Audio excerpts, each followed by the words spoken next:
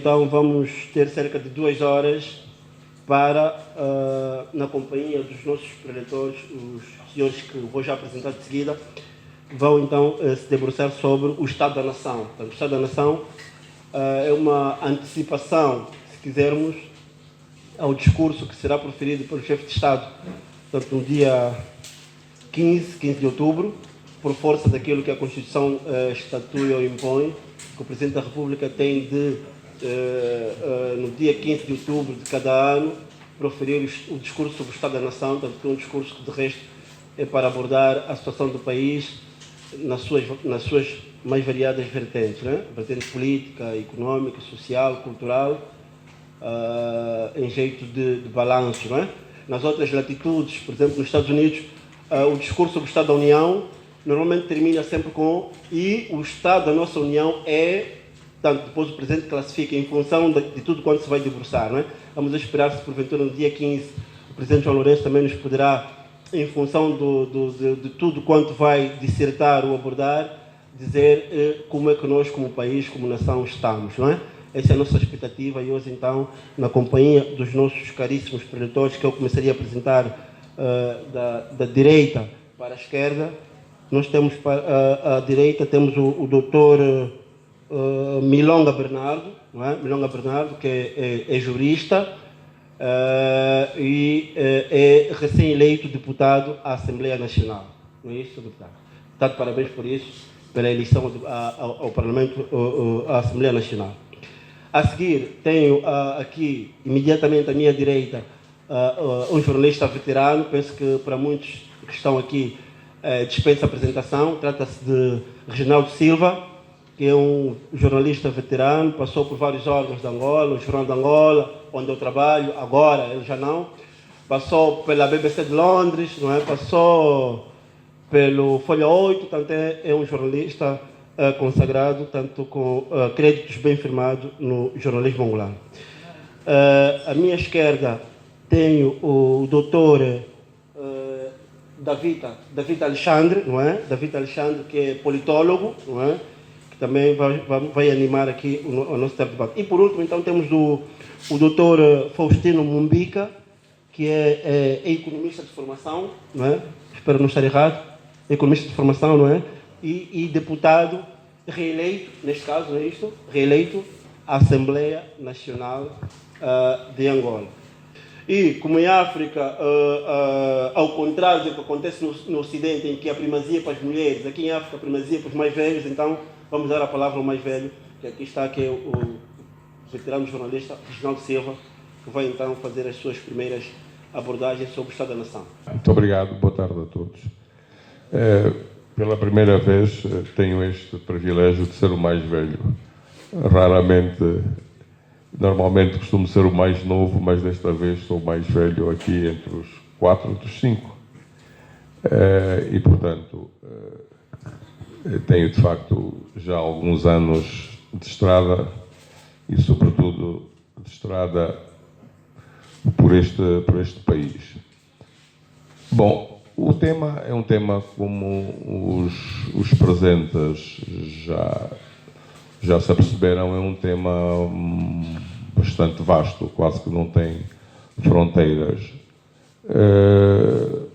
A ideia dos organizadores está voltada provavelmente mais para fazermos antecipação do que será dito dentro de mais 2 dias, no próximo sábado, mas talvez, em meu entender, nos devêssemos concentrar também um bocado sobre o que nós pensamos em relação ao que é o Estado da Nação atualmente, não é? Ou como é que ele se encontra.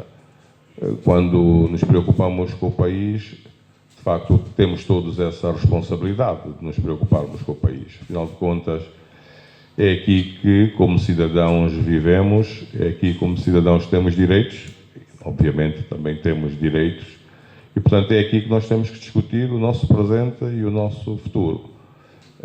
O passado, evidentemente, também importa, porque sem passado não conseguimos perceber muitas das coisas que hoje vivemos, mas eu costumo dizer, um pouco usando a minha veia poética, que anda muito escondida, eu tenho saudades do futuro.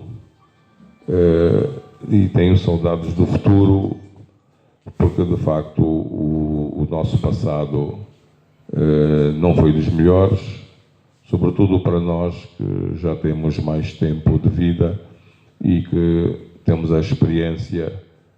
Poucas pessoas têm essa experiência, mas nós, como somos um país jovem, muito jovem no contexto dos países, há países que já têm 800 anos, 600 anos, nós temos apenas 47 anos. Vamos fazer 47 anos dentro de mais uma semana ou duas, no dia 11 de novembro, portanto somos um país de facto muito jovem. E eu tive o privilégio, haverá certamente muitos mais de nós que ainda estamos por aqui, eu tive o privilégio de ver este país nascer desde o primeiro dia, exatamente, desde o primeiro dia que eu conheço este país, que já o conhecia anos antes. Portanto, como sabemos, Angola foi uma colónia de Portugal e todos nós que temos mais de 50 anos, digamos, nascemos ainda no tempo colonial. Mas nem todos, se calhar, por ser muito jovens na altura, têm vivência do tempo colonial. Eu tenho essa vivência, portanto, digamos que tenho cerca de 18 anos de vivência do tempo colonial e o resto é a vivência de Angola, já independente. Portanto, eu tive esse privilégio de ver o país nascer no primeiro dia, de estar no local onde o país nasceu, pelo menos, como nós sabemos, nós temos um país até desse ponto de vista especial, não é? Nós temos um país que no dia 11 de novembro foi proclamado em 3 cidades diferentes, em Luanda, acho que foi ali no Ijo, no Ambriz, e acho que houve uma outra independência no Ambo, e portanto tivemos 3 independências. Eu estive na independência de Luanda, foi aquela que prevaleceu, mas até aí tivemos de facto esta originalidade de termos sido um país de tanto conflito que até a proclamação da independência foi feita numa situação de conflito aberto entre os protagonistas da época. E, portanto, tenho esta vivência destes 47 anos. Felizmente, a minha memória ainda me vai ajudando a recordar esses 47 anos, já não com o pormenor que gostaria de ter, porque, de facto, os anos tiram-nos, de facto, essa capacidade de olhar para o passado. Mas, portanto, este passado certamente é importante. E digamos que a vantagem que nós, se calhar, temos de facto, como temos este passado como referência, facilmente percebemos melhor as coisas que estão a acontecer hoje e talvez olhemos de outra forma para o futuro. E, portanto, tendo como referência esse passado, o presente é o que importa, porque é no presente que nós estamos, e o futuro certamente é aquele pelo qual nós lutamos, porque queremos obviamente ter um futuro melhor, um futuro diferente. A nossa trajetória não tem sido a melhor, sobretudo do ponto de vista social, económico. Felizmente deixamos de ter o maior obstáculo que até há 20 anos bloqueava o país, que era a guerra. Estamos já há mais de 20 anos sem conflito militar, sem guerra. E, portanto, os 20 anos, digamos, estes 20 anos de paz, todos nós também aqui, se calhar, temos uma lembrança mais concreta. E tendo como referência tudo isto, digamos, eu acho que hoje estamos, de facto, diante de mais um desafio. Do ponto de vista político, que é a área que mais mais me apaixona, se quisermos, a qual eu dedico maior atenção, até como jornalista, não é? Desse ponto de vista político, o país, de facto, nestes 20 anos democratizou-se. Tivemos 4 eleições, já não falo das eleições de 92, que são também aquelas eleições que são mesmo para esquecer, porque houve mais um conflito, mas as eleições de 2008, 2012, 2017 e agora as de 2022, portanto, vamos temos já um número considerável, não para países que já fazem eleições há mais tempo, mas acho que, desse ponto de vista político, de facto, temos um caminho já percorrido em matéria de democratização, se quisermos, de discussão política. E, portanto, estamos a falar deste Estado da Nação na sequência das eleições do dia 24 de agosto.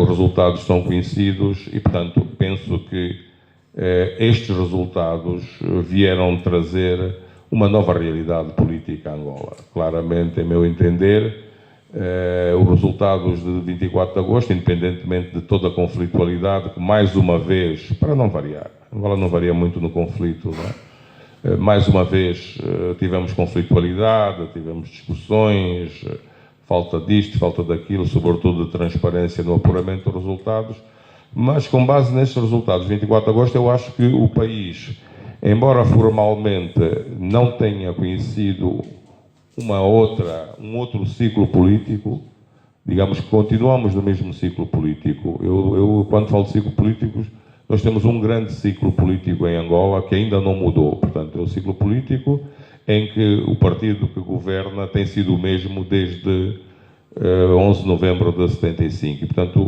o ciclo político é o mesmo, mas toda a gente percebeu que, com base nos resultados de 24 de agosto, houve, de facto, uma alteração mais, digamos, mais palpável. As pessoas hoje, quem faz análise política da realidade angolana, percebe que, de facto, isto já não vai ser como era antigamente. Portanto, quer as pessoas que estão no poder, continuam no poder, não houve tal alteração, a maioria continua a ser a maioria absoluta, portanto, o partido que governa o MPLA não precisa digamos, de negociar nada, vai continuar a governar como sempre governou, mas o importante para mim é exatamente esta mudança das pessoas, né, do próprio equilíbrio ao nível da nação. Por isso é que eu digo que nós temos que falar da nação mais do ponto de vista das relações entre os cidadãos, sobretudo dos jovens, das pessoas mais adultas e dos idosos. Portanto, é aí que eu acho que nós nos devíamos concentrar e pensar que as eleições do dia 24 de agosto vieram trazer uma lufada de ar fresco, certamente, para mim, é a minha visão, que a partir de agora vai condicionar um pouco tudo o que vem por aí, não é? E estamos todos na expectativa de termos, antes das próximas eleições, as eleições autárquicas, e são essas eleições que vão, efetivamente, também dizer-nos um pouco mais sobre esta realidade nacional, a realidade política, efetivamente, o que é que os angolanos querem, não é? Em termos de governação, em termos de gestão do país. Portanto, há que fazer bem esta leitura dos resultados, há que, quem governa, sobretudo, tem que ter em conta, em meu entender, claro, esta realidade, por isso há uma certa expectativa em relação ao que o Presidente da República vai dizer no próximo sábado, embora esta expectativa de algum modo já tenha sido, de algum modo, satisfeita, não bem como nós gostaríamos, eu pelo menos, com o discurso inaugural, que foi aquele que o Presidente eleito fez no discurso da tomada de posse, mas há de facto, em meu entender, esta expectativa de saber se, efetivamente, este discurso sobre o Estado da Nação vai ou não ou vai ou não dar-nos uma outra, digamos, uma outra avaliação por parte de quem governa. Quem governa, em meu entender, não tem tido até agora, digamos, não tem feito grandes alterações na forma como olha para o país, mas eu acho que, e mais uma vez com base nos resultados de 24 de agosto, esta alteração, digamos, vai sentir-se, e espero que ela se traduza na avaliação que será feita. Portanto, eu penso que estamos neste momento, em termos de presente e do ponto de vista político, é só aí que eu me estou a concentrar, estamos, mais preparados, se quisermos, mais disponíveis para pressionar mais, para exigir mais de quem governa, mas também nós próprios temos que ser mais ativos, se calhar, mais cidadãos, porque é de cidadania que a gente precisa, E, portanto, vamos aguardar que nos digam mais alguma coisa, mas, para já, nessa minha primeira intervenção, em termos de o Estado da Nação, é que depois de 24 de agosto, eu acho que nós temos um país, não mudou o ciclo político, porque, efetivamente, o partido que governa é o mesmo, mas, quanto a mim, mudou, efetivamente, esta disponibilidade dos cidadãos, de todos nós, independentemente da nossa filiação partidária, de querermos, de facto, algo diferente, não é? Porque eu costumo dizer sempre, e vou terminar assim, quantos minutos? 10, acho que já passei os 10 minutos. Portanto, independentemente dessa... 12 minutos. Independentemente de nós termos filiação partidária, o que nós também percebemos nestas eleições é que o voto não é mesmo dos partidos, o voto é dos cidadãos. E houve, certamente, pessoas de um partido que votaram outro e por aí adiante. E, portanto, temos que estar preparados para isso. Portanto, o voto colado, o tal voto do coração, o voto afetivo, para mim, em Angola também vai deixar de existir e o cidadão vai pensar mesmo em que, se quer mudança, independentemente de ser de uma equipa, pode dizer que a outra equipa vem jogar melhor ou pode vir a jogar melhor do que aquela que ele já conhece. Digamos que são as minhas impressões para iniciarmos esta abordagem sobre o Estado da Nação. Bom, não nem sequer foi preciso tentar saber quem era o mais velho imediatamente a seguir, não é? Bom, os mais novos já sabem que são, não é? Bom, é um prazer estar aqui para dialogar, para debatermos aquelas que são as nossas opiniões relativamente ao Estado da Nação, do nosso país, dos nossos desafios, das nossas ansiedades. É um prazer maior ainda porque sempre que eu estou ao lado do Reginaldo, e eu não me canso de o dizer, este senhor é uma das referências que me inspirou a ser o que sou. Eu já o disse isso há muito tempo, já não sei se lembra a primeira vez que eu disse. A MONU ainda existia aqui o projeto MONU, havia um jornal de direitos humanos e eu apresentei uma atividade. Foi o primeiro contacto com o Reginaldo. O segundo foi na TPA num debate e daí em diante eu tenho tido o prazer de hoje poder privar, de partilhar momento com as pessoas que me inspiraram. E por que é que eu digo isso? Porque já estive aí do outro lado e muitas vezes fico e sei que muitas vezes quando estamos nos bairros, por falta de referências, nós pensamos que as coisas podem não dar certas. Tal como o Reginaldo, outras pessoas inspiraram-me e digo que hoje sou um dos jovens, dos angolanos, que saiu do bairro, do Kazenga, muito concretamente, que foi zungueiro antes da zunga existir e ser hoje a pessoa que vocês conhecem. Mas também a minha gratidão pela inspiração do Reginaldo e gostava de pedir uma salva de palmas ao Reginaldo e a outros angolanos que inspiram outros angolanos. Posto isso, agora sim vou dizer aquilo que são as minhas opiniões relativamente àquilo que são as expectativas, não é? Como sabe, o discurso sobre o Estado da Nação é um imperativo nos termos da nossa Constituição. Isto, se olharmos para o artigo 118 da nossa Constituição, na abertura do ano legislativo, o Presidente da República deve efetuar, deve proferir a mensagem sobre o Estado da Nação. O que é que tem sido regra geral? Portanto, o Sr. Presidente da República tem informações privilegiadas, informações que lhe chegam através dos mais diversos departamentos ministeriais. E é o conjunto destas informações que depois transmite a nós angolanos sobre aquilo que é o Estado da Nação. A mim, particularmente, penso que esse discurso sobre o Estado da Nação, o primeiro nessa legislatura, poderá ter uma incidência muito grande sobre as questões sociais. Eu, por aquilo que tenho estado a notar, a dinâmica por parte dos titulares do Poder Executivo, sinto que haverá uma incidência muito forte nas questões sociais, sobretudo ligadas ao saneamento básico, à água, também à eletricidade. Penso que a República andará por aí. Sei que há uma expectativa muito grande para se poder olhar também as questões ligadas às autarquias, como sabem, que é uma expectativa de todos nós.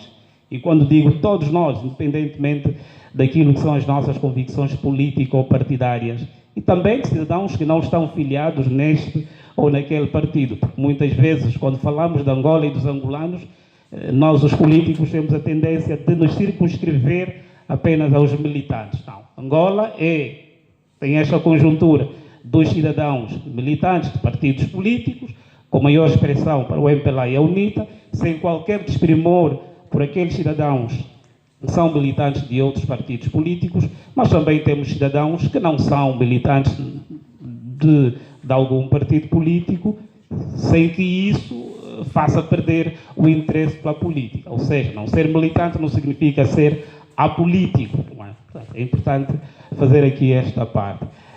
Estava eu a dizer que há uma expectativa muito grande relativamente às autarquias. O Reginaldo passou aqui ainda um pouco por cima, mas é importante dizer que a concretização das autarquias está muito ligada à finalização do pacote eleitoral.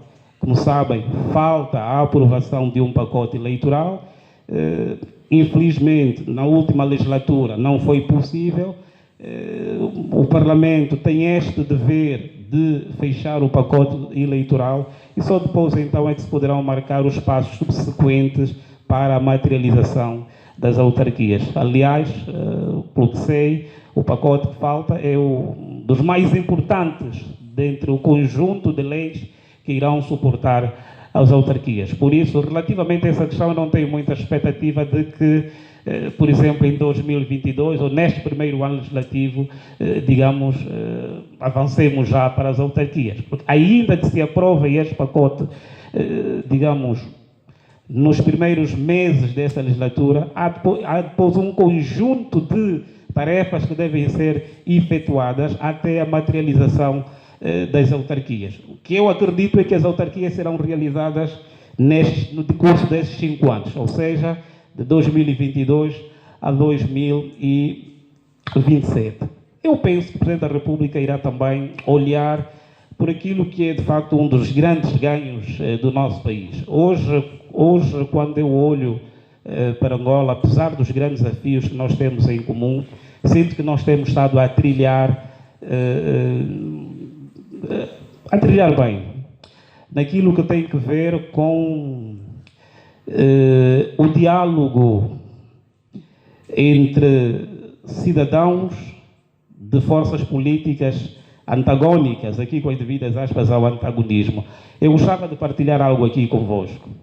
Enquanto deputado pela primeira viagem, no dia da sessão solene da abertura do ano parlamentar, da Constituição desta legislatura, uma das coisas que mais marcou, e isso, Reginaldo, a mídia não passa, como costuma dizer, isto, as rádios e as televisões não passam, deveriam pelo menos procurar perceber a relação cordial que há entre os deputados, e vou mesmo dizer assim, da UNITA e do MPLA.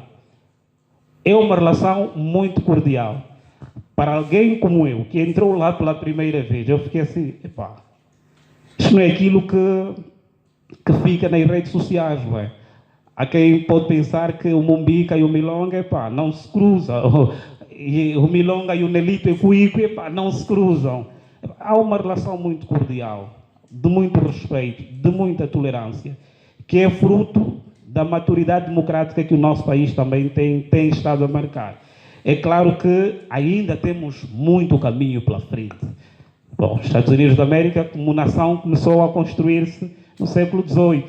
O Reginaldo disse muito bem, nós estamos a caminho do 47º ano de independência. E se olharmos para a nossa democracia, não temos 30 anos ainda de democracia.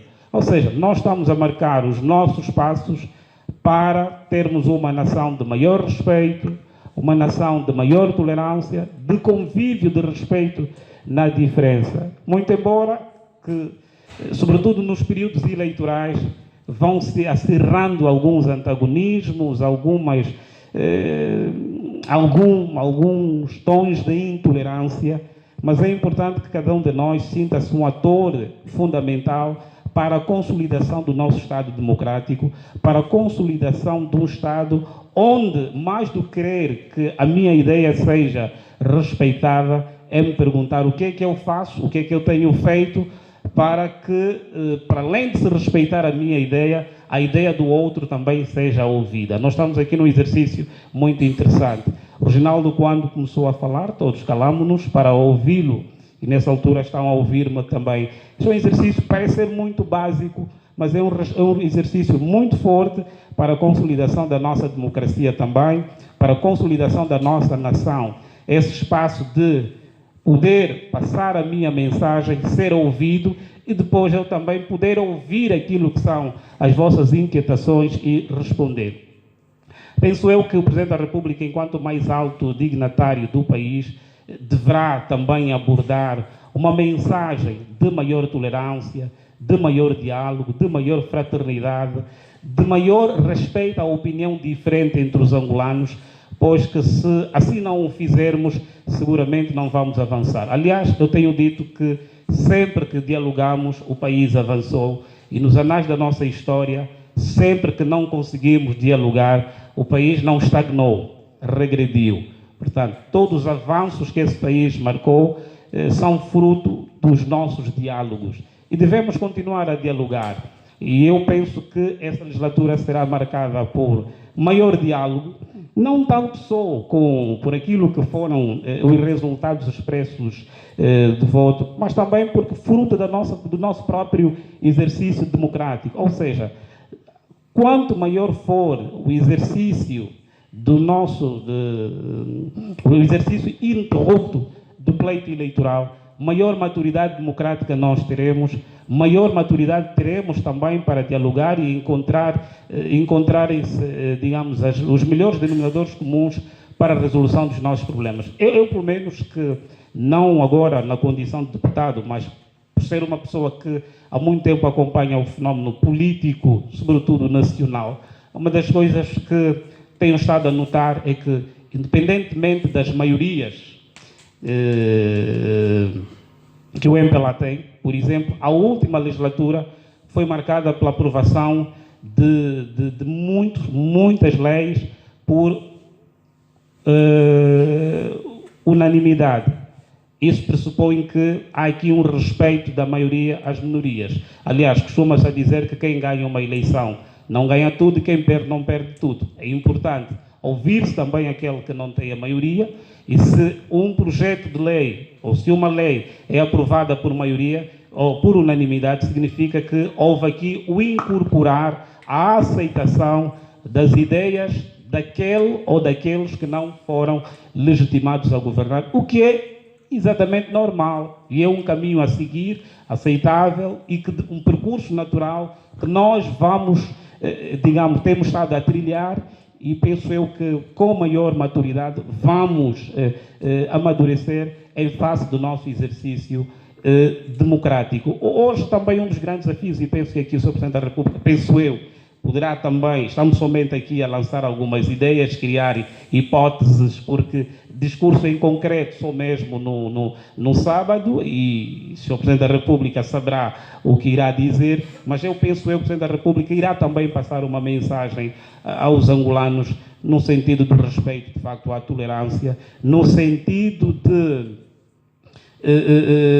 mostrar que todos nós somos poucos para tornar esse país cada vez melhor, e que cada um de nós é um ator importante para que Angola seja um sítio melhor do que aquele que o encontramos, quando, independentemente da assunção desta ou daquela responsabilidade. Não sei em quanto tempo estou, mas eu penso que também uma mensagem, sobretudo de esperança aos jovens, será fundamental nesse discurso do Presidente da República, até porque, se olharmos para a nossa estrutura demográfica, temos um país que é maioritariamente jovem, e é na juventude onde também se encontram as grandes questões que precisam de respostas imediatas. É claro que nem todas elas terão respostas de concretização dos sonhos da juventude já, mas pelo menos alguma resposta, alguma consolação é importante. Acredito que o Sr. Presidente da República, no seu discurso, deixará também uma mensagem aos jovens angolanos. E é importante dizer que os jovens angolanos, em todos os tempos e em todos os momentos, foram sempre importantes para os avanços que nós marcamos. Foi assim para o percurso da luta da nossa independência, foi assim para o alcance da paz, e continuará a ser assim em função daquilo que são os desafios subsequentes deste país. Aliás, a nossa juventude é a maior riqueza e devemos, digamos, somente aproveitá-la e empoderá-la para poder fazer esse país ser cada vez melhor. No essencial, para um primeiro momento da abordagem, são essas as linhas que podemos aqui debitar em termos das nossas ideias, voltando a dizer que são mesmo só algumas conjecturas, algumas hipóteses que fomos criando, porque o Estado da Nação mesmo, falar sobre o Estado da Nação é uma competência do Presidente da República e vamos aqui esperar até sábado, mas desde já temos essa disponibilidade para este exercício de cidadania. Muito obrigado. Não vou ser repetitivo, porque eu acredito que a parte histórica já foi enquadrada pelo Major Reginaldo Silva, portanto fez um enquadramento relativamente à questão do nosso país, e o Dr. Milonga também aproveitou, portanto, fazer um enquadramento em relação àquilo que são a visão, pelo menos que tem, e que esse discurso da nação pode tanto trazer. Com maior incidência, portanto, a questão dentro, no âmbito do pacote legislativo das autarquias locais, a questão da aprovação da lei da institucionalização das autarquias locais, parece que esse será o cume do debate que vai dominar, portanto, o debate durante este período. Mas eu queria acrescer, apesar que o discurso da nação ser o imperativo constitucional estabelecida no artigo 118 da nossa Constituição, da nossa Carta Magna, o Presidente, portanto, vai fazer espécie de um diagnóstico multissectorial do país e, portanto, vai abordar sobre questões relativamente a setor econômico, setor social, setor político, setor cultural. Em relação a esse discurso, portanto, há um elemento também de imprevisibilidade, não é? Porque nós não sabemos de concreto o que o Presidente, portanto, vai trazer, no fundo, neste discurso. Mas, me parece, em termos de análise concreta que eu faço, não vai fugir muito daquilo que foi o diagnóstico que o Presidente trouxe durante o período da campanha. Porque o candidato, na altura, o candidato do MPLA fez em cada processo da campanha que foi fazendo, estava a fazer o diagnóstico daquilo que o seu partido, portanto, fez em termos de construção, recuperação das infraestruturas em vários setores, a questão da estabilidade macroeconómica e etc. Eu acredito que nesse discurso da nação será mais uma súmula em relação aos dados concretos daquilo que o Presidente, de facto, trouxe na altura da campanha. Mas aqui há um elemento importante a ter. Os resultados eleitorais das eleições de 24 de agosto. Este resultado redefiniu aquilo que é o campo e a geografia de atuação, de facto, dos partidos. Primeiro, é que há um campo que é o campo, para além do campo dos partidos, há o campo cívico mais atuante e que terá um papel fundamental naquilo que concerne a pressão na ação governativa. Por outro lado, a ação concretamente dos cidadãos em relação à questão da governação. E é claro que esses resultados eleitorais trouxe uma percepção um bocadinho diferente naquilo que é a consideração, a forma de olhar que podemos considerar como comportamento eleitoral dos cidadãos angolanos. Tivemos a possibilidade de reparar e estudar, se assim podemos considerar, que temos um eleitorado, já temos um eleitorado diferente, um eleitorado que olha para o país com uma perspectiva diferente e exige mais dos partidos, do governo, e uma ação mais concreta, uma ação que tenha um impacto diretamente nas suas vidas. Por um lado. Por outro, é a perspectiva que o cidadão tem da governação e das políticas públicas que são aprovadas. Por um lado, há um discurso que é o discurso governamental, relativamente à questão da estabilidade, à questão do progresso social, etc. E temos uma perspectiva que é a perspectiva do cidadão. Uma perspectiva mais realista, mais concreta, em que olha para as políticas públicas e defende que os dados ou o discurso não se comem. Ou seja, o PIB não se come, deve haver alimentos. Por isso o governo tem que fazer mais. E para isso há necessidade de um diálogo permanente. Há uma necessidade de olhar que deve haver aqui uma administração, uma governação aberta, participativa e com, tanto, o próprio cidadão. Porque são os cidadãos que têm em mente aquilo que são reais, visões dos problemas que afetam, de facto, as suas vidas, e eles querem participar no sentido de proporcionar a solução. E isso vai levar o partido que ganhou, de facto, as eleições, mais abertura e mais ação em termos de trabalho, para poder mudar, pelo menos, em relação à geografia da posição que se encontra. Relativamente ao setor social, acho que o Presidente vai fazer, na minha percepção que tenho, a trazer sobre os efeitos que tem já produzido em termos da recuperação das infraestruturas no setor da saúde, provavelmente também no setor da educação, a recuperação de estrada e etc. E no setor econômico vai trazer-nos dados mais concretos relativamente à questão da estabilidade macroeconômica, a valorização da moeda e os passos da recuperação da economia angolana. O elemento talvez mais acutilante será que na perspectiva de facto política, que é essa mudança da geografia e também da estrutura arquitetônica da atuação política. Acho que o maior debate vai centrar-se ali. Já teremos, para mim, uma legislatura de facto interessante de acompanhar. Primeiro é o debate a nível do Parlamento.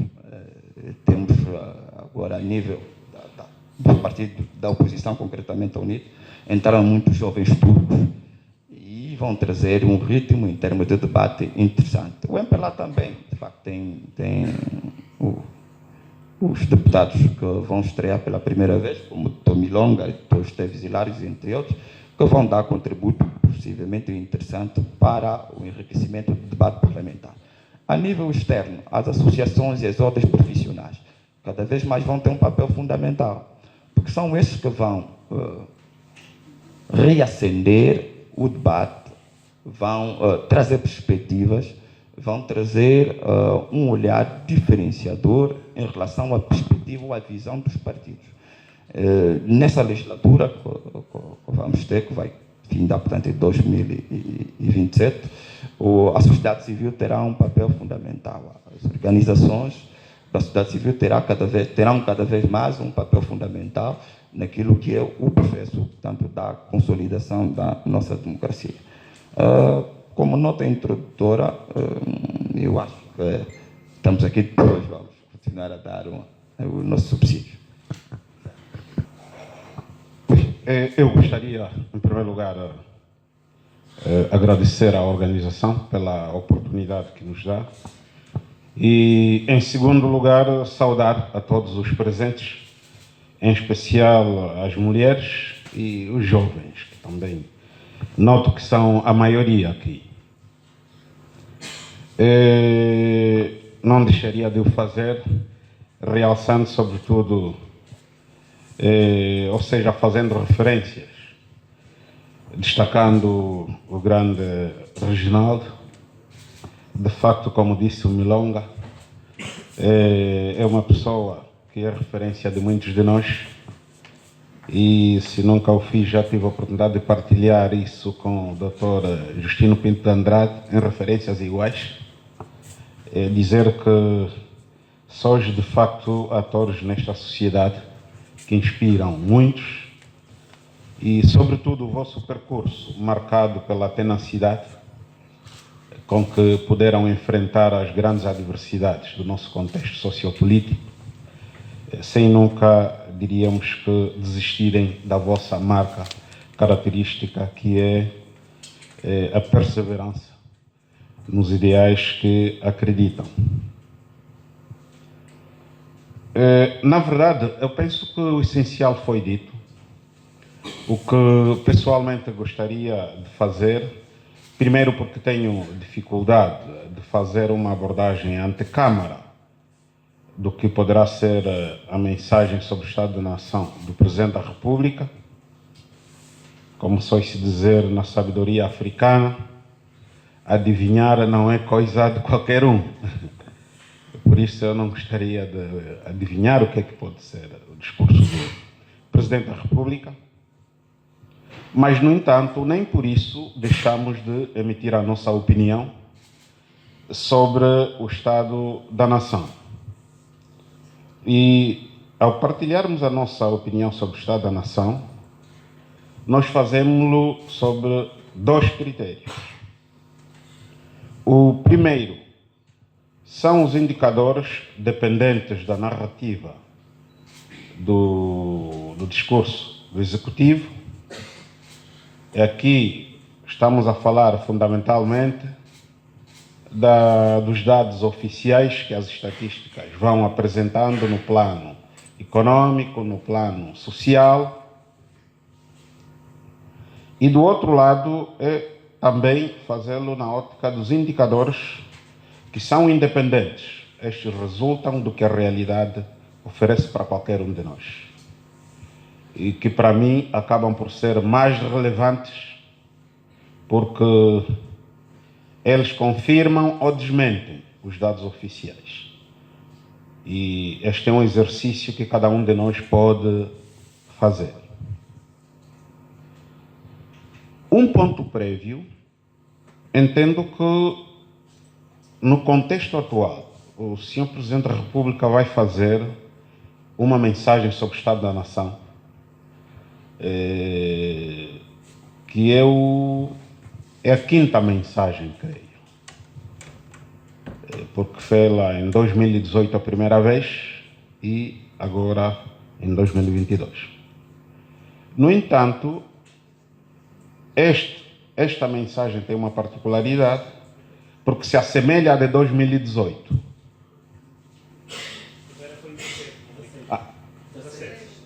2017, obrigado. 2017. Tanto dizia eu que falo no desfecho do processo eleitoral, portanto, estou a olhar para uma mensagem sobre o Estado da Nação que olha para a legislatura, não obstante ela se fazer no ano de 2022. Portanto, o Presidente acaba de sair agora de uma eleição e olha para esse quadro. Olhando para este quadro, significa que, das particularidades a que me refiro no ponto prévio, temos de um lado a organização do nosso sistema político, onde se enquadra sobretudo a organização territorial também, ou político-administrativa, se quiser, mas também os resultados expressos pelos cidadãos no dia 24 de agosto, que é um aspecto que já foi aqui referido. Portanto, nós temos, do ponto de vista prévio, esses dois indicadores macropolíticos que requerem uma atenção especial para os políticos, e aqui refiro-me ao Poder Executivo, à Assembleia Nacional, fundamentalmente, a esses dois poderes. E digo isso porque nós temos uma organização político-administrativa, temos um sistema político com os poderes políticos devidamente organizados, mas orientados para uma realidade que até ontem era ligeiramente diferente da de hoje.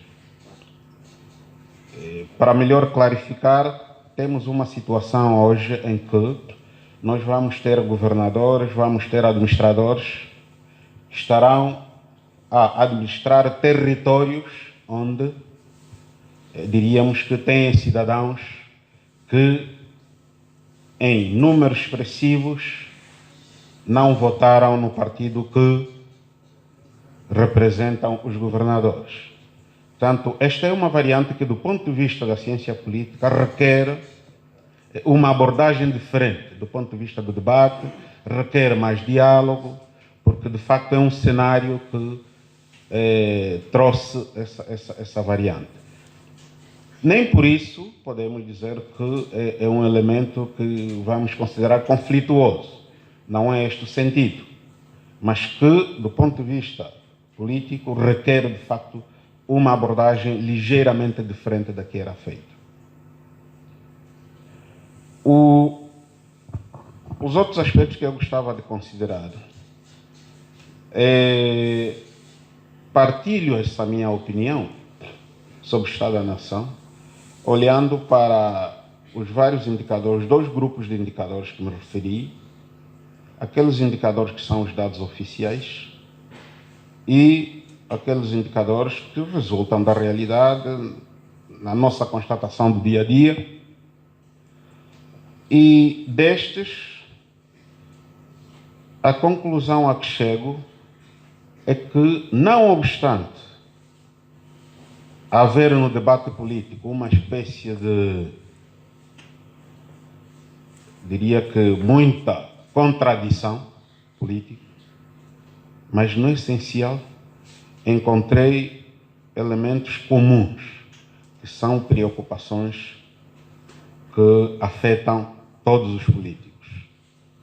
E aqui devo recomendar, qualquer um de nós pode ir consultar os discursos ou as mensagens do Presidente da República sobre o Estado da Nação desde 2017, podem consultar as 2 grandes entrevistas coletivas do Presidente da República, podem consultar os orçamentos gerais do Estado de 2018 a 2022 e, por outro lado, também podem buscar os dados dos vários sindicatos ligados à saúde, ligados à educação, etc, etc. Os principais atores políticos, dentre eles o Presidente da República, aponta invariavelmente para a necessidade de aprofundarmos o Estado democrático de direito no nosso país. Esta necessidade de aprofundar o Estado democrático de direito, no meu entender, esbarra contra 2 principais barreiras. A primeira delas é a desconfiança. A segunda é o medo sobre a incerteza do futuro. Ou seja, o medo da incerteza sobre o futuro. E estas 2 barreiras impedem que, de facto, construamos, ou seja, façamos o aprofundamento do Estado Democrático de Direito, que seria a via mais viável para que, de facto, a questão do medo, a questão das incertezas sobre o futuro sejam esbatidas. E para que isso ocorra, e aqui vem a minha expectativa, é poder ver nos próximos, nesta legislatura pelo menos, conseguirmos construir uma espécie de um pacto de regime como pré-condição para a construção do Pacto da Nação, que entendo ser um instrumento capaz de sossegar qualquer um de nós. Porque, repito, todos nós que estamos aqui na sala, é uma dedução que faço, fruto da convivência que tenho com muitas pessoas, e com estas pessoas partilhamos a mesma preocupação. Nenhum de nós está tranquilo em relação ao seu futuro, olhando para a realidade de hoje e, sobretudo, pensando o passado. Portanto, nenhum de nós está tranquilo hoje. E temos vários indicadores. Todos nós dormimos a rezar, a orar para que não fiquemos doentes. Porque quando ficamos doentes, imaginamos o que é que pode ser de nós, considerando o sistema de saúde que temos. Quem administra os serviços públicos, se sente incomodado, a primeira preocupação é eu procurar o milonga para ver se me arranja um esquema para conseguir um tratamento fora do país. Isto traduz em palavras a miúdos de que o país que temos não tranquiliza nenhum de nós. Precisamos fazer um esforço no sentido de que a abordagem política que temos de firmar doravante repense o principal pilar em que deve assentar o nosso debate sobre o Estado.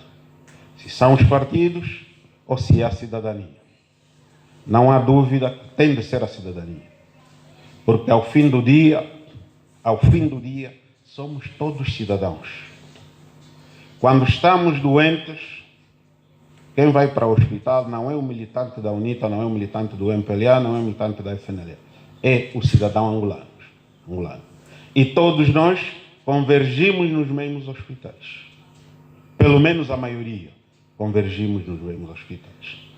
Eu penso que este indicador deve ser um fundamento bastante para que, de facto, digamos que o Estado da Nação, pensado sobre a realidade de hoje, ele nos faz a cada dia viver, ou melhor, a cada noite, vivermos uma espécie de assombração.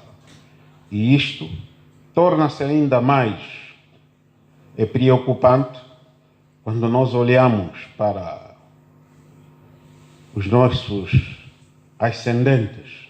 Falo dos nossos pais, dos nossos avós, agora dos nossos irmãos mais velhos, de uma geração um pouco mais à frente do que a nossa, Reginaldo Silva e outros que não estão aqui. Portanto, pensamos que é importante que, de facto, façamos um exame de consciência e o debate político se desloque do campo tradicional de partidos políticos para o cidadão. E termino dizendo que se algo nos falta para podermos fazer deste país um país que tranquilize a todos, não é falta de recursos humanos, não é falta de recursos financeiros, materiais. É exatamente a falta de um consenso sobre que país queremos. O país que temos, uns fingem dizendo que está bom, outros assumem que não está bom. Mas o certo, se neste ponto não temos consenso sobre o país que queremos, pelo menos devíamos criar um mínimo de consenso. Porque 30 milhões de habitantes sobre 1.246.700 km², com as potencialidades que temos, podemos fazer melhor e podemos viver melhor. Bem, eu quando me refiro à incerteza, aqui não estou a falar só da UNITA nem do MPLA. Falo da incerteza na generalidade. Ou significa que a incerteza assola todos nós enquanto cidadãos angolanos. Por isso é que eu dizia, se calhar todos aqui, mas se não, pelo menos a maioria das pessoas com quem eu falo fora daqui, todos nós, eu pessoalmente, eu, sobre o futuro, tenho muita incerteza. Porque nós continuamos a tratar o nosso futuro na base simplesmente de posições, opiniões isoladas.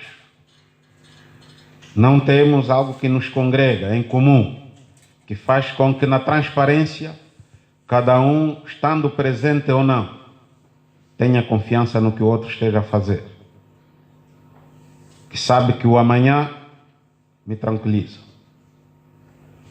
Hoje, quem tem um emprego não sabe se até o próximo ano esse emprego continua. Quem está como administrador não sabe, só tem certeza que foi nomeado hoje. Não sabe se depois da manhã é exonerado e depois disso o que é feito da vida. Portanto, há aqui muitas questões que colocam-nos nessa condição. Há muita incerteza. É exatamente a incerteza que está a gerar muitos dos comportamentos que nós assistimos. Inclusive da parte de alguns cidadãos, mas sobretudo também da parte de muitos governantes ou servidores públicos. Por que é que alguém que deve tratar do bem-estar coletivo prioriza a si próprio? Porque exatamente sabe que se deixar de ser administrador, provavelmente nunca mais terá uma oportunidade. E, conclusão, parece que só posso sentir-me mais ou menos bem se eu for administrador, ministro, deputado, seja o que for. Por isso é que eu digo, a incerteza aqui é um aspecto que, de facto, sobre o nosso futuro, tem estado a modelar o comportamento de hoje. E isto envolve todas as dimensões. Partidos, famílias, comunidades, etc, etc. Ok, o que o povo pode esperar dos deputados da UNITA? É um comportamento mais cidadão do que político-partidário. Portanto, pelo menos, isso está definido como objetivo. Mais proximidade com o cidadão. Significa falar mais daquilo que diz respeito à vida do cidadão do que aquilo que diz respeito à vida dos partidos políticos.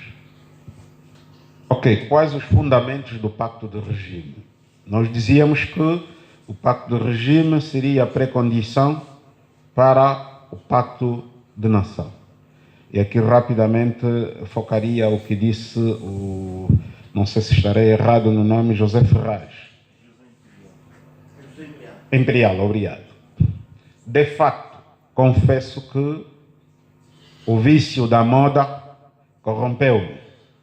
Mas do ponto de vista de formação, sei com toda a clareza que nós não temos um Estado, uma nação. Nós temos várias nações. Se modelarmos bem o nosso Estado que queremos, o Estado-nação que queremos, vamos nos encaminhar para uma nação e que espero não anule as nações que existem. Portanto, seremos uma nação na diversidade de várias nações, na união das várias nações com a sua diversidade. Portanto, a nação, de facto, ainda não a temos. Precisamos construí-la, estamos a construí-la. Se calhar, se quiséssemos ser rigorosos, esta é mesmo uma mensagem sobre o Estado do Estado. Porque é este que temos. Penso que, espero que tenha as respostas tenham, digamos assim, preenchido aquilo que são as suas expectativas em termos de pergunta. Vamos agora passar para a pergunta colocada pelo companheiro Antônio Dalla, não é? Sobre o que ouviu do Reginaldo Silva relativamente às saudades sobre o futuro e sobre o estado da comunicação social, não é? O Reginaldo vai também já por arrasto responder à pergunta do companheiro Francisco Sachi, não percebi muito bem o sobrenome. Sachi? Ok, Sachi Tota, exatamente, que fala sobre o slogan da governação que é trabalhar mais e comunicar melhor, não é? E depois também terminar na pergunta do José Imperial sobre de que nação estamos a falar. Portanto, se puder... Não, há uma outra, exatamente, a monopolização. Pergunta do Cassinda, não é? O companheiro Cassinda sobre o monopólio do Estado aos órgãos de comunicação social. Bom, em relação às saudades do futuro, é evidente que aqui há uma certa provocação da minha parte, no melhor sentido, porque eu tenho uma ideia de país, né? Já falamos aqui o que é que a gente pensa, qual é a ideia que nós temos de Angola, qual é a ideia que temos do melhor país para todos nós nos reencontrarmos. E a história de Angola tem sido um pouco a história do desencontro, não é? Não tem sido a história do encontro, tem sido a história do desencontro, por tudo quanto nós sabemos. Então, quando eu faço esta referência, tem a ver sobretudo com uma crítica ao passado. Portanto, o passado, de facto, não nos enobreceu, não nos dignificou, destruímos parte do que herdamos do regime colonial, em termos materiais, infraestruturas, desentendemos-nos de tal forma que, de facto, andamos muitos anos aos tiros e a dar cabo disto tudo. Portanto, deste passado, como é evidente, não tenho nenhuma saudade, não é? Em relação ao presente, o presente também tem sido este presente em que, efetivamente, e eu estou apenas a falar do ciclo político ou da realidade política, a solução política que nós temos neste momento e que é a mesma, com algumas mudanças mais de estilo do que de substância, também, não me entusiasmam muito. Eu tenho defendido, de facto, uma solução política para Angola que repouse mais no equilíbrio do que na dominação, entre aspas, no caso do que das maiorias absolutas. Eu não sou, por definição, contra o regime de maioria absoluta, que é aquele que nós temos, que o partido consegue os 50% mais um e então pode governar sem precisar do outro para negociar, para discutir. Eu não sou, em princípio, isso. Esta solução política da maioria absoluta é melhor para quem governa, porque quem governa não tem que estar toda hora a chatear-se com os outros, né? E implementa o seu programa de governo, tem 5 anos para mostrar o que vale e depois sujeita-se novamente à apreciação do eleitorado. Este é o regime normal, não é? Portanto, todos os partidos, normalmente, que vão às eleições, querem maioria absoluta, não só para poderem estar mais à vontade, mas para poderem, de facto, implementar o seu programa. O problema é que nós, em Angola, na verdade, nunca tivemos uma transição democrática que devíamos ter tido se, por exemplo, em 92 as eleições tivessem corrido melhor e não tivesse havido guerra. Portanto, poderíamos ter, de facto, trabalhado mais em termos de democratização e não tivemos essa oportunidade. E por aí adiante. Portanto, nós, neste momento, precisamos, de facto, em meu entender, de uma situação política ou de uma solução política que permita esta democratização. Democratização no sentido mais profundo do termo. A tal definição do melhor Estado democrático de direito.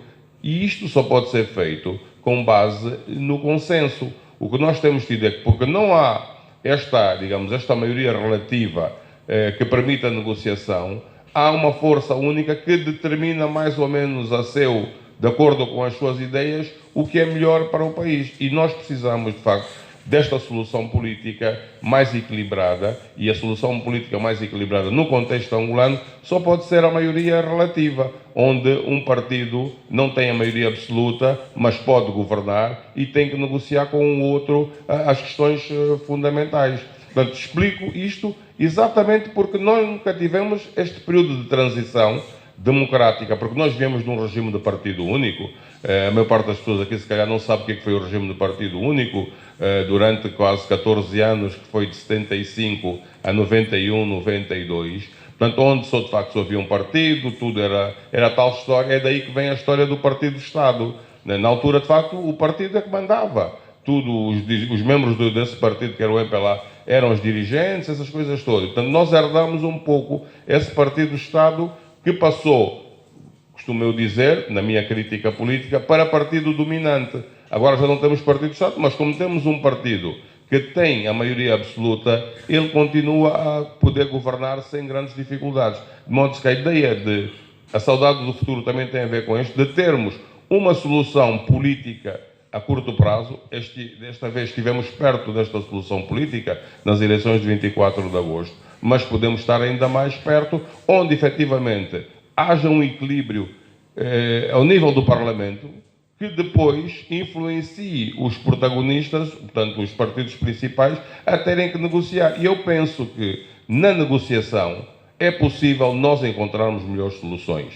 Na negociação, no compromisso, eu sei que é mais demorado, eu sei que é mais complicado, mas eu também não estou a ver outra solução. Porque, efetivamente, se todos nós contamos, se todos nós importamos, há que, de facto, ter em conta. É importante. Enquanto nós não tivermos esta situação de equilíbrio, nós não vamos conseguir democratizar o país. Sinceramente, eu acho que não vamos conseguir. Vamos ter sempre alguém a prevalecer, alguém a fazer prevalecer a sua ideia e vamos, digamos, estar mais ou menos esta situação em que do partido do Estado passamos para um partido dominante, que é o MPLA, continua a ser o MPLA, e que efetivamente impõe o seu estilo, impõe as suas ideias, vai negociando aqui e acolá, mas nós sabemos que no fim é um pouco a história que havia antigamente, agora os alemães não ganham, que dizia-se que o futebol são 11 contra 11 e no fim ganham sempre os alemães, agora já não ganham. Portanto, aqui é um pouco isto, não é?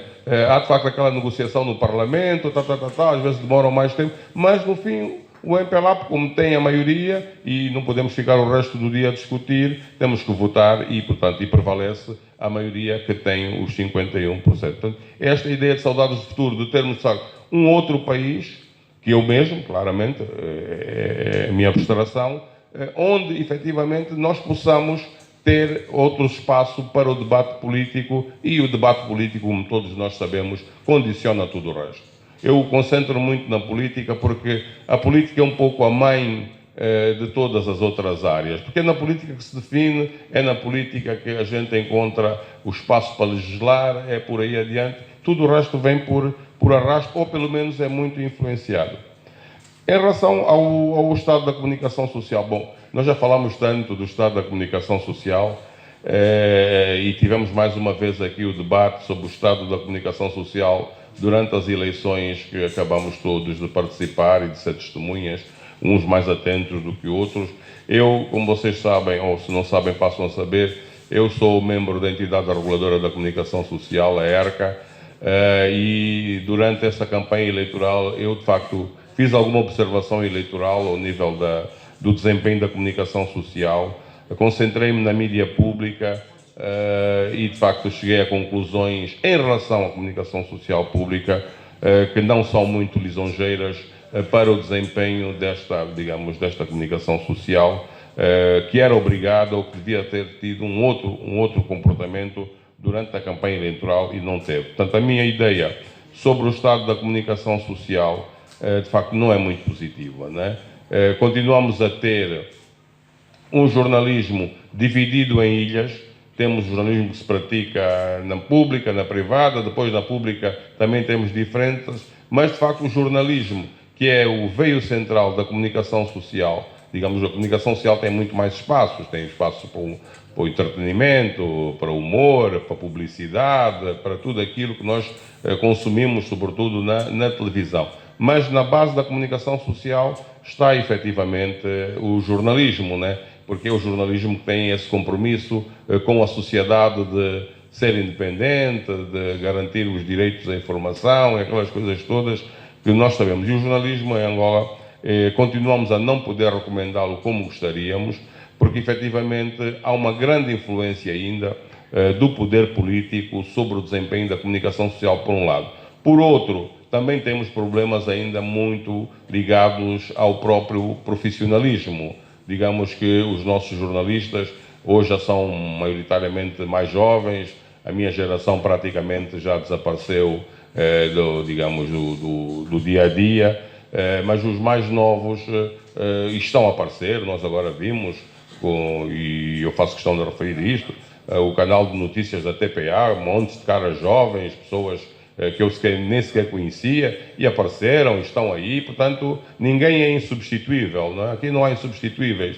As gerações passam e é andar e entram os outros e vamos para a frente, não é? Portanto, esta geração, nós hoje estamos mais à vontade para criticar no sentido de que, como temos essa experiência, dizer, não, podia ter melhor, mais ali, mas são eles que estão a garantir.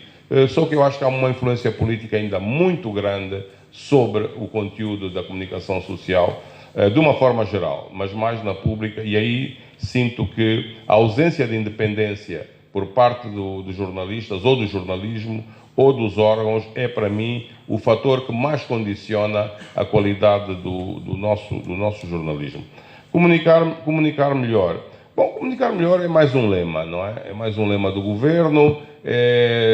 Eu não vou muito por aí, eu não acho que há problemas de comunicação, não é? Mas pronto, o governo é comunicar melhor o governo, não é? Não estamos a dizer, o governo acha que não está a comunicar bem e tem que informar mais. Eu sou exatamente de opinião contrária.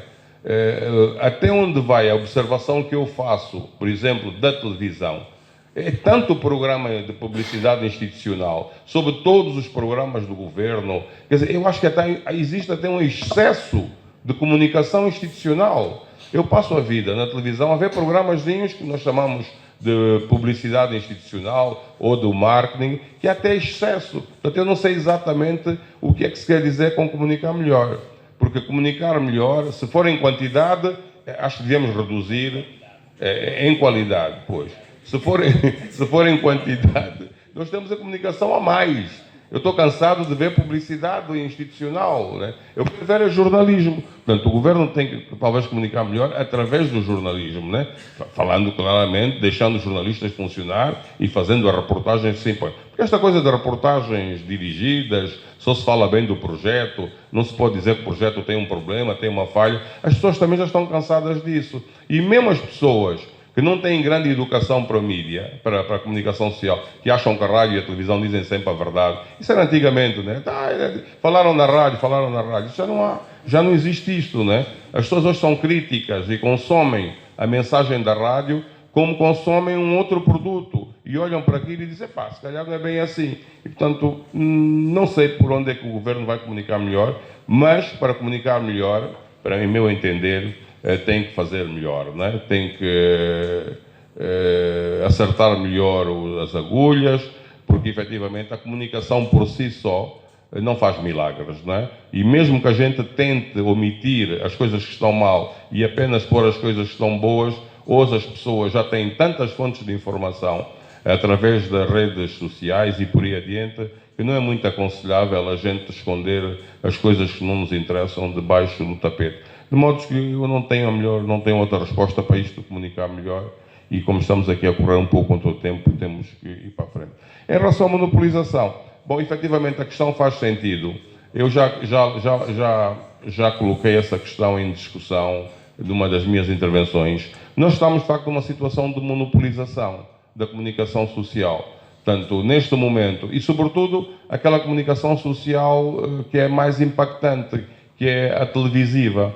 Nós hoje temos os dois canais, portanto, a TPA e a Zimbo, sob tutela editorial da mesma entidade patronal. Isto cria efetivamente uma situação de monopólio. Evidente que ao nível da rádio estamos mais folgados, há mais rádio. Os jornais praticamente não temos um jornal diário, temos só um jornal diário, todos os outros desapareceram, não é? Mas eu concentro-me na televisão, estamos de facto numa situação de monopólio. A lei impede, efetivamente, a nossa lei impede que haja monopólio, mesmo sendo esta entidade pública, mas depois é uma questão de discussão e aí entra o regulador, né? Só que o regulador, e falo nomeadamente da entidade reguladora a que eu pertenço, não tem o espaço necessário para questionar uma série de situações em que nós podíamos dizer isto aqui está a conduzir ao monopólio, e o monopólio da comunicação social, embora não seja formal, no ponto de vista prático, existe esse monopólio, porque tendo as únicas duas televisões sob a mesma tutela editorial, portanto a Zimbo, depois do que aconteceu, de facto passou para o setor público, nós criamos uma situação de monopólio ao nível da televisão. Isto de facto não é muito recomendado. Eu costumo dizer que para mim o desempenho da mídia, ou é mídia ou não é mídia, não é? Aliás, quando estamos na academia, nós não somos formados para trabalhar na mídia pública ou na mídia privada. Aprendemos única e exclusivamente jornalismo. E para mim, só temos ou é bom jornalismo ou é mau jornalismo. E infelizmente, e é com dor que digo isso, não é? Nós temos aqui jornalismo de extremos, quer na mídia pública, quer na mídia privada. E não vale a pena olharmos aqui apenas para um lado, portanto, porque o mal que a mídia pública pode fazer naquilo que é a criação de consciência, enfim, a mídia privada também pode fazer. E nós estamos a falar de mesmos sujeitos. Aliás, nós aqui já tivemos exemplos de profissionais que na mídia pública tiveram uma determinada atuação, quando foram para a mídia privada, outra atuação. E o inverso também já aconteceu. O que eu acho que se deve aqui discutir é a interferência, sobretudo, dos acionistas dos órgãos de comunicação social. E aqui levantaria uma outra discussão que não tem fim no jornalista, que é a própria liberdade de imprensa. Portanto, a liberdade de atuação do jornalista. Portanto, é a liberdade de imprensa, a liberdade de atuação do jornalista na redação. Infelizmente, quando chocar com o interesse do acionista, dificilmente ele vai conseguir exercer com liberdade. E isso não é um problema só nosso. Defendemos isso? Claramente que não. É positivo isso? Claramente que não. Mas é importante olhar a coisa muito lá mais profundo. E eu gostava de dizer aqui algo também, na intervenção do Mumbica, só duas notas. Mumbica, fez referência da questão da legitimidade de governadores, administradores, em circunscrições administrativas em que quem venceu um outro partido político. Mas é importante dizer que isso não é um fenómeno novo. Aliás, se olharmos para os resultados eleitorais, nós nunca tivemos 100%, o que significa que sempre tivemos governadores ou administradores municipais que geriram em territórios onde quem foi vencedor é uma outra força política. O que nós devemos aqui perceber é que a nossa estrutura é resultados de eleições gerais. E, eventualmente, quando tivermos a concretização das autarquias, as contas serão outras. Mas é importante também dizer que, podendo ser o indicador,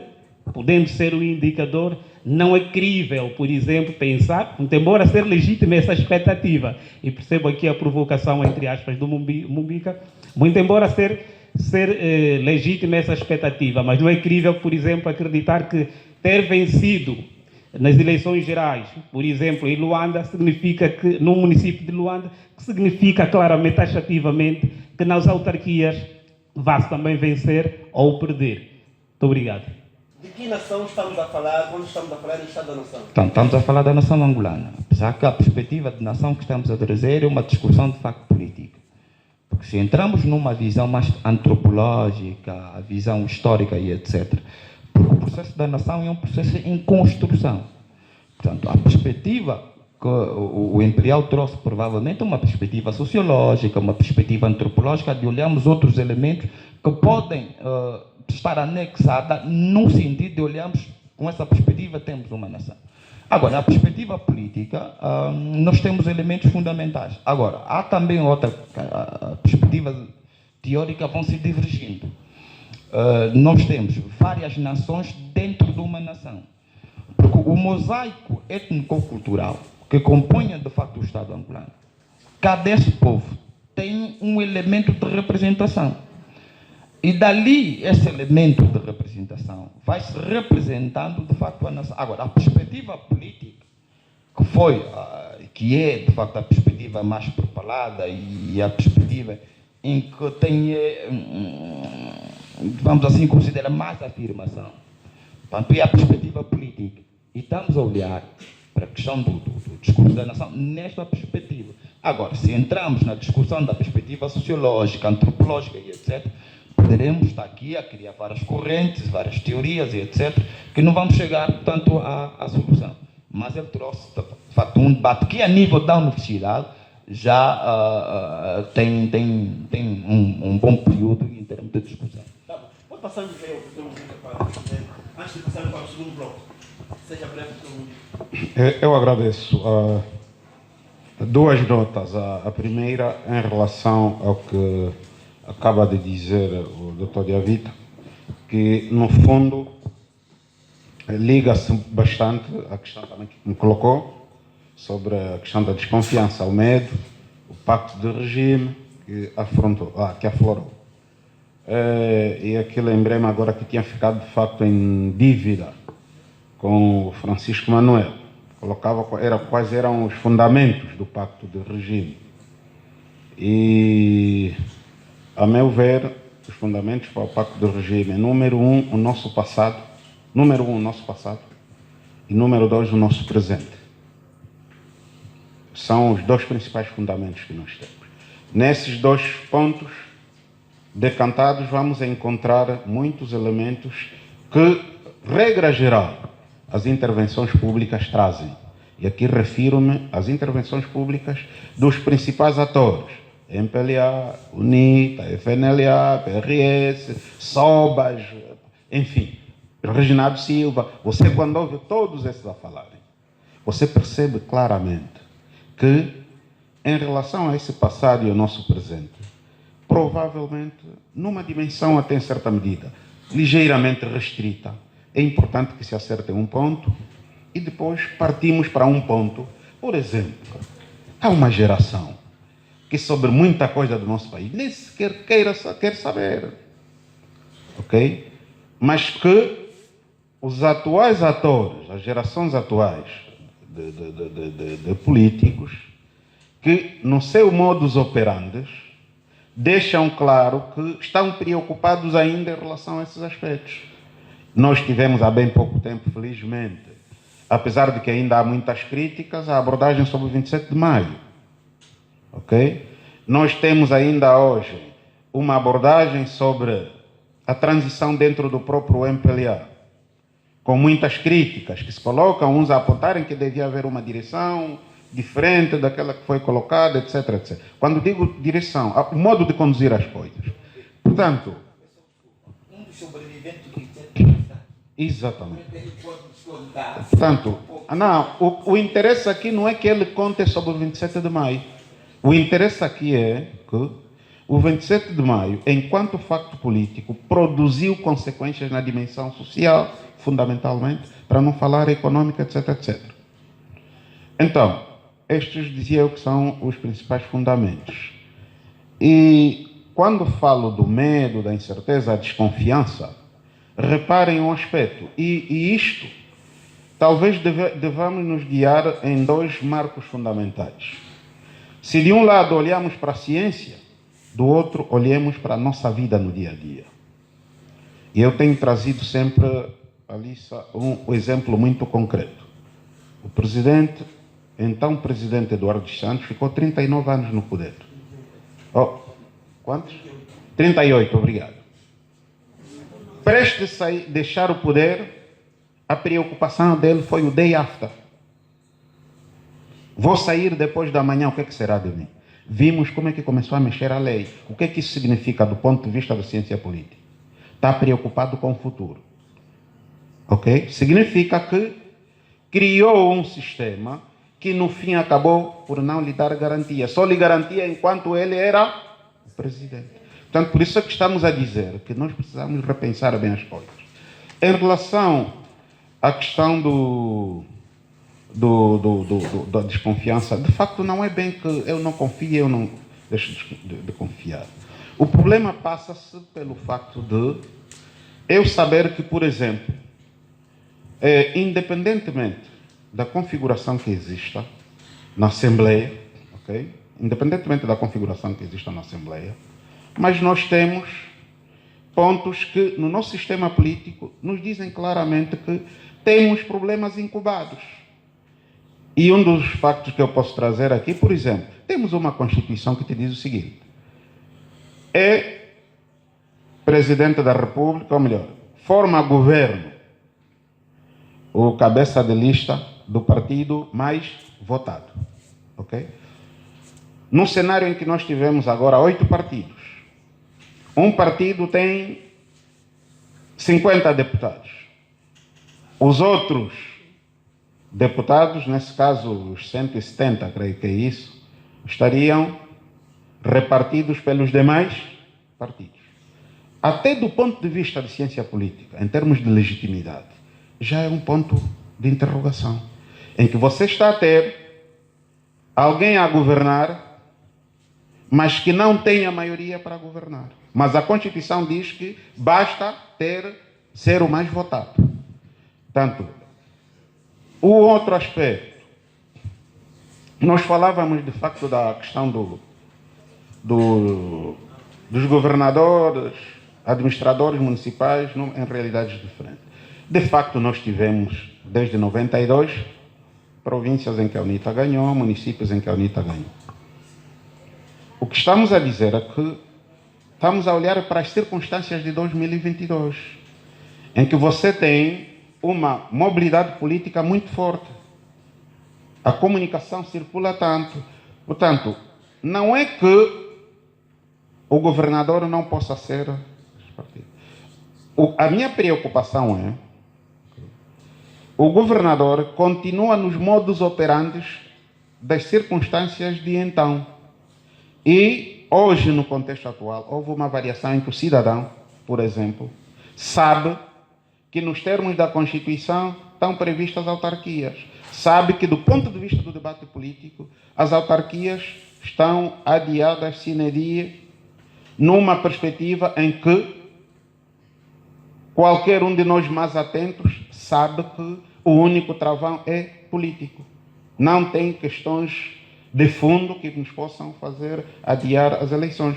E aqui mesmo, para terminar, quando falamos permanentemente do Pacto de Nação, antecedido, um pacto de regime, pensar o país, e este é um facto público dominado, eu tive acesso a este debate, quem esteve na primeira conferência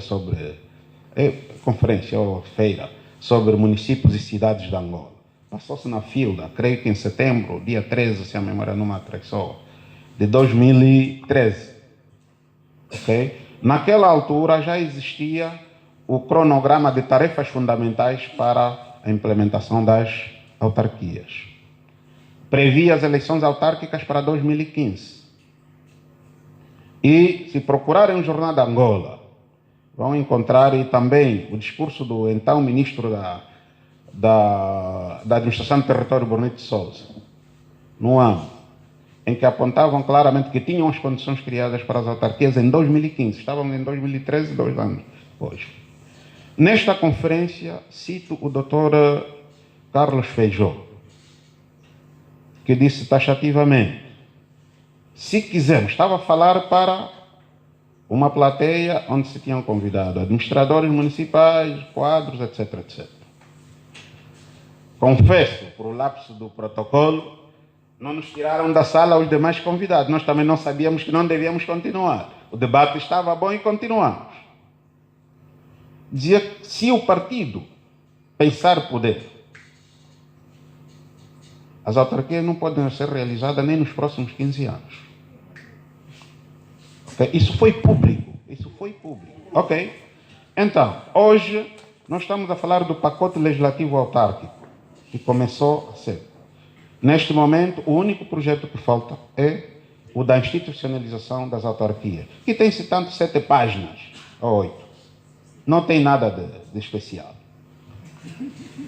Portanto, este documento também anda engavetado. Portanto, significa, terminando mesmo, você tem um cidadão que sabe que as eleições autárquicas estão a ser adiadas. Você tem no mesmo local um administrador ou um governador que continua com práticas como se estivesse no ambiente de 2017 para trás. E todos nós sabemos que os movimentos sociais são dinâmicos. O cidadão ontem não é o mesmo hoje. Portanto, o que estou a apelar é que nós estamos a nos encaminhar para a persistir essas duas realidades por mais tempo. Estamos a colocar os administradores e os governadores vulneráveis a movimentos sociais de grande pressão que podem até resultar em próprias instabilidades políticas. Portanto, esta é a minha percepção. A questão que me foi colocada era sobre, relativamente, Gervásio, eu compreendo a sua questão, apesar da reação da plateia, quanto ao que o Presidente poderá dizer, porque de facto foi uma maratona, não é? Com a campanha eleitoral, há um programa que foi apresentado, então compreendo quando você faz referência de não ter muita expectativa por subentender que já ouviu quase aquilo que o Presidente poderá dizer. Suponho que seja essa a perspectiva. Eu gostava que o Presidente da República não deixasse de falar sobre aquilo que será a perspectiva da nossa agricultura. Até porque nós estamos aqui a viver um momento ímpar no mundo com a guerra na Ucrânia, entre a Ucrânia e a Rússia, que é também uma oportunidade para que efetivamente investamos na nossa agricultura.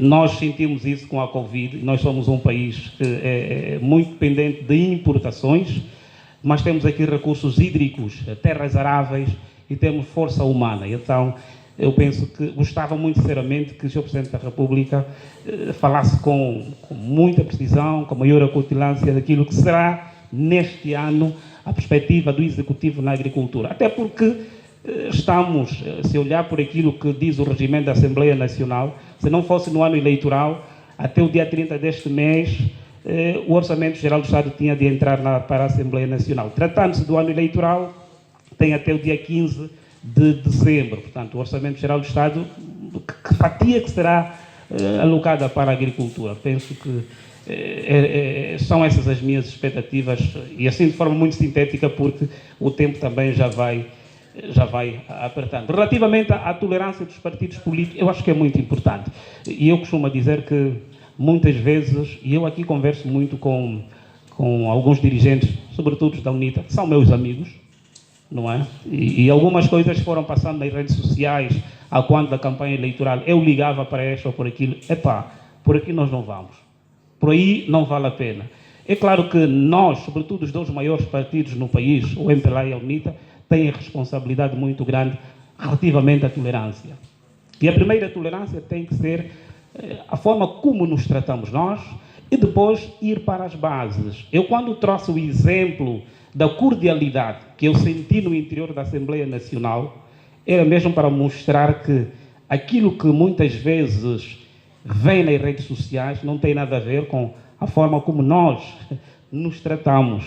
Existem compadres, existem pessoas que têm relações inclusive familiares, e nós temos que perceber que a partir do momento que abrimos o nosso país para a democracia, temos que aprender a perceber que do outro lado alguém poderá não pensar como nós, alguém poderá ter uma convicção política ou partidária diferente da minha, e isso não pode torná-lo como um alvo a bater. Aliás, sempre que pensamos assim, o país regrediu. E quando nós respeitamos a opinião contrária, todos nós avançamos. Nem o MPLA está para abater a UNITA, nem a UNITA deve abater o MPLA. Devemos caminhar juntos. Aliás, não temos um outro país. A pertinência do Tribunal Eleitoral. Já para terminar. É pertinente, mas mais do que isso, é pertinente a confiança, porque por mais que você crie um Tribunal Eleitoral, se você não desenvolver a confiança nas instituições, vamos continuar a ter os mesmos problemas. É pertinente, mas se não tiver confiança, vamos ter os mesmos problemas. Vão ser transferidos do Tribunal Constitucional para o Tribunal Eleitoral. Eu percebi a pergunta do Adriano, e acho que é muito interessante, porque ele fala da agenda setting, e depois como é que o jornalismo influencia. Bom, esta teoria do agenda setting é muito estudada nas escolas, não é? Mas basicamente tem a ver com digamos, a grande capacidade que a comunicação social tem de determinar, de facto, a vida das pessoas. Quer dizer, até isto, a comunicação social pode... Daí a tal história do poder. E daí a tal história de nós termos, de facto, uma responsabilidade muito grande, não é? Nós sabemos que há cenas, há situações até de crise, de ruptura social, que normalmente descambam em violência física, e estamos a falar de massacres, que começam em informações veiculadas pela comunicação social. Portanto, o impacto, daí a sensibilidade do jornalismo, né? E a necessidade de termos um jornalismo, de facto, muito livre, mas também muito responsável, né? Porque a liberdade e a responsabilidade têm que andar juntas, porque, como nós sabemos, não há direitos absolutos, né? Isso não existe, né? Eu não posso fazer o que bem me apetecer, quer dizer, lá dentro de casa posso, mas agora até dentro de casa nem se pode bater, por causa da lei da violência doméstica. Se alguém ouvir gritos em casa, já pode ir denunciar às autoridades que pode estar a haver ali um caso de violência doméstica e já é o chamado crime público, não é? No caso da comunicação social, efetivamente, nós todos os dias, eu por exemplo, eu reparo, há dias que começo a ver muitas notícias sobre acidentes na estrada. Mas eu digo, mas porquê acidentes na estrada? Será que os acidentes na estrada são a coisa mais importante deste país? De repente, a televisão começa com acidentes na estrada, morreram 8, morreram 7. Mas, quer dizer, no meio de todos os assuntos que o país tem, será que o acidente ou os 2 acidentes são a coisa mais importante que levaram o editor a abrir o telejornal naquele dia, ocupando quase 10 minutos, às vezes 15 minutos, com os mortos todos, os feridos no hospital do Kwanza Sul? Quer dizer, isto, logo à partida, condiciona as pessoas. Quer dizer, as pessoas olham para aquilo, peraí, o país está a desaparecer, agora são os acidentes. Quer dizer, o problema da agenda setting condiciona de tal forma, portanto, esta agenda que os mídias criam, e quando os mídias não estão de boa fé, levam de facto a sociedade a pensar que o mais importante são os acidentes na estrada, ou são os problemas mentais, ou são aquilo, porque efetivamente há esse impacto. É o impacto, digamos, sobre milhões de pessoas ao mesmo tempo. De repente, as mesmas pessoas, numa sociedade como a nossa, estão a ver a mesma notícia, cada um com a sua cultura, cada um com a sua capacidade de entendimento, né? E cada um faz as suas conclusões. Portanto, acho que sim, que esta agenda condiciona e pode influenciar qualquer discurso, né, dos políticos, porque os políticos, sobretudo os políticos, estão muito ligados à comunicação social. E agora, o que mais influencia também, como já não há essa capacidade de controlo, são de facto as informações que todos nós temos acesso nas redes sociais. As redes sociais tornaram-se de tal forma importantes que hoje as pessoas já estão mais preocupadas ao nível dos centros decisores, mais preocupadas com o que as pessoas dizem num post, por exemplo, um post do Reginaldo. Ainda ontem fiz um post qualquer que de repente tinha 200 pessoas a comentar, não sei quantos likes. As pessoas que do lado de quem tem o poder ou quem toma a decisão olham para aquilo e dizem, pá, espera aí, aqui há um problema, pode haver um problema. Portanto, há efetivamente esse problema. E a mídia social, portanto, hoje cada vez mais ocupa esse espaço, porque é uma mídia agressiva, porque as pessoas dizem o que lhes apetece, atacam, criticam, insultam. E o insulto é muito importante por causa do impacto. Uma pessoa quando está a insultar o outro, todo mundo vai, epá, estão a insultar o Reginaldo, todo mundo, epá, Bilo. Tudo isto cria de facto uma onda, mas isso será que isso é o mais importante? Será que isto é que... Não, mas como é que a gente vai gerir este tipo de informação se há liberdade? Se há liberdade, cada um chega, põe. A própria televisão também decide, hoje vou pôr os acidentes, amanhã vou abrir com, sei lá, com esses casos de violação sexual. Portanto, nós agora assistimos muitos casos de violação sexual. Eu costumo dizer para mim, mas violação sexual, ao nível das comunidades, aquilo é caso de miséria para mim, aquilo é caso de miséria, é caso de promiscuidade, onde os pais dormem com os filhos. Temos é que resolver o problema da miséria, da falta de habitação condigna e não estarmos a explorar, por exemplo, o facto do pai dormir com a filha. Quantos casos há esses? Há na Europa, aqui, há em todo o lado. Isto, para mim, não devia dar, para mim, a meu entender, não devia dar uma manchete. Eu nunca devia abrir um noticiário dizendo que o pai, coitado de um camponês ou de um senhor que está desempregado, dormiu com a filha. Para mim isto é chocante, mas tem aquele impacto. Portanto, acho que nós temos que ter muito cuidado com esse tipo de agenda e, sobretudo, quando ela está orientada para o plano político. Em relação à penalização, portanto, a ERCA tem efetivamente um papel. Nós todos assistimos, independentemente da Comissão da Carteira também tem, o sindicato tem, as autoridades têm. Nós temos uma lei, a lei eleitoral, no caso, diz claramente o que é que constitui violação e o que é que pode constituir, inclusivamente, crime, porque é violação da lei. Mas, quer dizer, nós todos assistimos, mas agora quem é que desencadeia esse processo? Né? Nós sabemos, e eu tive a oportunidade de dizer, que durante a campanha eleitoral, a própria entidade a que eu pertenço esteve ausente. Eu assumi a minha responsabilidade enquanto membro, mas eu não posso penalizar ninguém nem sancionar ninguém. Mas, efetivamente, durante a campanha eleitoral, há de facto uma lei e que considera crime, para além da violação, crime, alguns comportamentos dos próprios jornalistas quando não acatam o que está dito no texto. É mesmo muito breve. Era só para esclarecer um ponto fundamental. Apesar que a discussão dos partidos é mais cansativo, por causa da posição em que o Dr. Milonga e o Dr. Mumbica de facto têm. Mas é fundamental nós olharmos aqui para aspectos históricos. Quer a perspectiva do Pacto de Regime, porque essa perspectiva do Pacto de Regime eu ouvi pela primeira vez pelo general Lukamba Gato, que trouxe essa perspectiva na necessidade de afirmar um pacto de regime para serenar o espírito e equilibrar um pouco o processo. É claro que naquela altura da comissão de gestão, o Lukamba Gato tinha, o general Lukamba Gato tinha uma perspectiva no sentido de tirar maior aproveitamento, de equilibrar e restauração em si da própria UNITA para entrar num processo da competição política. Agora, a desconfiança, isso tem, por um lado, a ver também com o formato em si do nosso Estado. Isto é uma questão histórica. Isso vai existir sempre. Isso vai existir sempre. Agora, por outro lado, não vamos...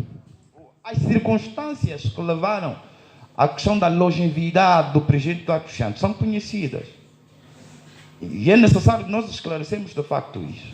Se a UNITA aceitasse os resultados eleitorais, ou pelo menos pegasse em outras vias legais para discutir os resultados eleitorais de 1992, provavelmente não abraçar a via que abraçou, o presidente do Santos não teria aquela longevidade. Por outro lado, em relação à fragmentação ou não, no processo da transição no MPLA, está em condições, o Dr. Milonga, de facto, poderá esclarecer relativamente a isso. Agora, a questão não é só o 27 de maio. Houve vários outros processos, como o Setembro Vermelho na própria Jamba, em que houve a queima das bruxas e famílias, etc. E uma das famílias que sofreu isso, a família de Tito Xingus. Houve também na FNLA mesmo processo, as matanças no campo do Quincuso, etc. Portanto, essas questões são questões históricas e a desconfiança vai pairando sempre. Agora, é necessário que os partidos e as outras estruturas, organizações e os mais velhos sempre tenham uma postura importante de exortar a necessidade de olharmos para as instituições, respeitamos as instituições, valorizamos as instituições e temos uma postura mais patriótica do que olhar para a perspectiva, de facto, dos nossos partidos. Portanto, isso é o fundamental. O que vai definir o futuro, que vai definir a Angola da manhã, é essa juventude que cá está, o vosso posicionamento, a forma que vocês olham para o Estado e a forma que vocês exercem a vossa ação cívica para a reconstrução do país, é que vai determinar, vai definir o futuro da Angola. Bem, a primeira questão a colocar, continuo, ou melhor, a primeira nota a fazer. Continuo a pensar e mantenho firme nesta ideia. É importante que, de facto, nós saibamos identificar o que nos une e o que nos divide. E a problemática do nosso passado não é tão simplista como procuramos mostrá-la sendo linear. Ela não é. E, de facto, fizemos alguns exemplos exatamente para dizer que nós estamos de acordo que precisamos debater estes assuntos. Só utilizei os exemplos porque vocês é que estão a dizer que não é preciso. Agora, se nós olharmos para o que os partidos devem fazer em relação à tolerância, o primeiro aspecto é o que eu disse antes. É exatamente nós pensarmos Angola como cidadãos.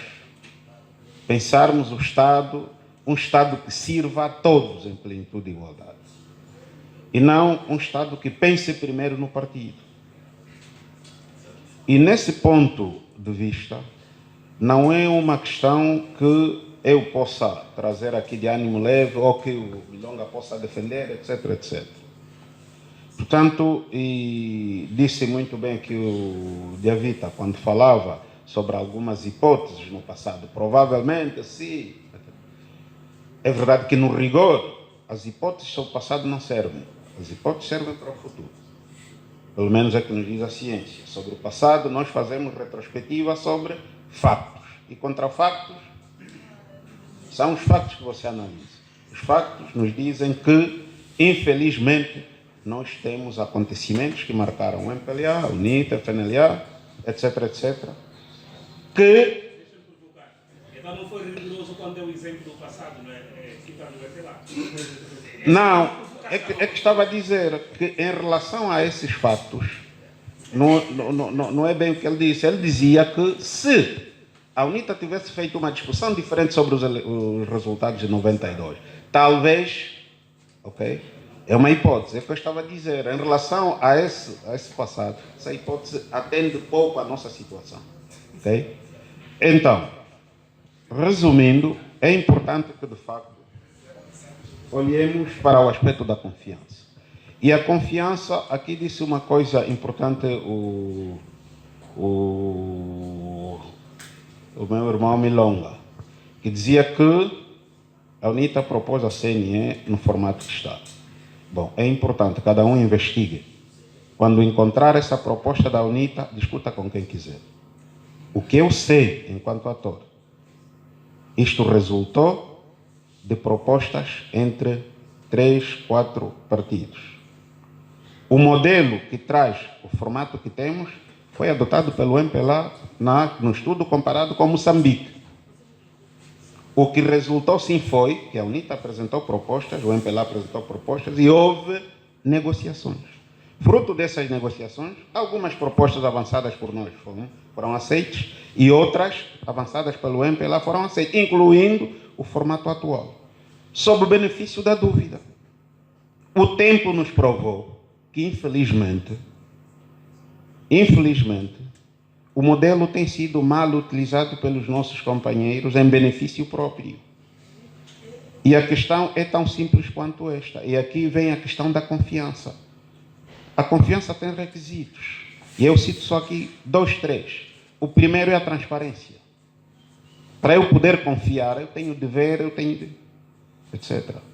Se você faz as coisas atrás da porta, quando devíamos fazer aqui, eu me pergunto, por que você tem de fazer atrás da porta?